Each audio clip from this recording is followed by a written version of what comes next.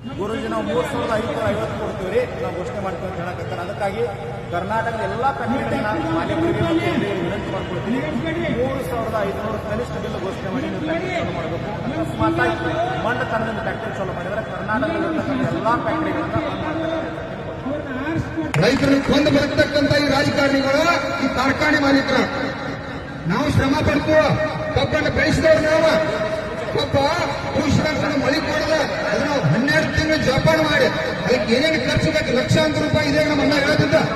ಹೆಂಡತಿ ಕೊಳ್ಳಾಗಿ ಕುಳವಾಡಿ ಹೊತ್ತೆ ಲಾಗುಡ ಹಾಕಿ ಕಬ್ಬು ಬೆಳೆಸ್ತಕ್ಕಂಥ ರೈತರು ಇಷ್ಟೆಲ್ಲ ಶ್ರಮ ಪಟ್ಟು ಲಕ್ಷಾಂತರ ರೂಪಾಯಿ ಖರ್ಚು ಮಾಡಿ ಒಂದು ಟನ್ ಕಬ್ಬು ಬೆಳೆಯಕ್ಕೆ ವೈಜ್ಞಾನಿಕವಾಗಿ ಸಾಹೇಬ್ರ ಒಂದು ಟನ್ ಕಬ್ಬು ಬೆಳೆಯಕ್ಕೆ ವೈಜ್ಞಾನಿಕವಾಗಿ CSCP ವರದಿ ಪ್ರಕಾರ 4,500 ರೂಪಾಯಿ ಖರ್ಚು ಬರ್ತೈತಿ.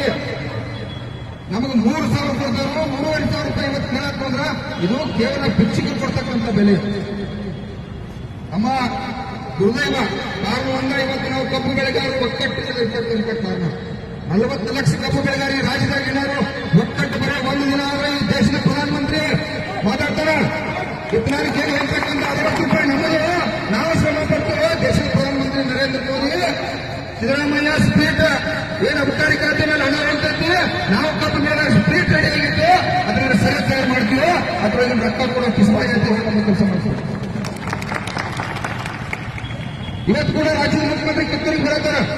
ನಾವು ಇನ್ನೊಂದು ಮುಗಿದ್ಪ ಡೈರೆಕ್ಟ್ ಕಿತ್ತೂರಿಗೆ ಹೊಂಟದ ಅಲ್ಲಿ ಕೂಡ 5 ರೈತರ ಸೇರಿದ್ದಾರೆ. ಈಗ ಹಳ್ಯಾಳ ಧಾರವಾಡ ನಿಮ್ಮ ಬೆಳಗಾವಿ ಜಿಲ್ಲೆ ಭಾಗದ ರೈತರೆಲ್ಲ ಕೂಡ ಇಲ್ಲಿ ಬರತ್ತಾರೆ. ಮುಖ್ಯಮಂತ್ರಿಗೆ ಹೇಳೋರು ತಕ್ಷಣ ನೀವು ಕೂಡ ಈ ಕಬ್ಬಿನ ಬೆಲೆ ನಿಗದಿ ಮಾಡಲಿಕ್ಕೆ ಶಿವಾನಂದ ಪಾಟೀಲ್ ಸಾಹೇಬ್ ಇರಬಹುದು, ಸಕ್ಕರೆ ಸಚಿವ, ಶುಗರ್ ಕಮಿಷನರ್ ಇರಬಹುದು, ತಕ್ಷಣ ಕಾರ್ಖಾನೆ ಮಾಲೀಕರನ್ನೆಲ್ಲ ಕರೆದ ತಕ್ಷಣ ಬೆಲೆ ನಿಗದಿ ಮಾಡತಕ್ಕಂಥ ಚಟುವಟಿಕೆ ಮಾಡಬೇಕು. ಯಾಕಂದ್ರೆ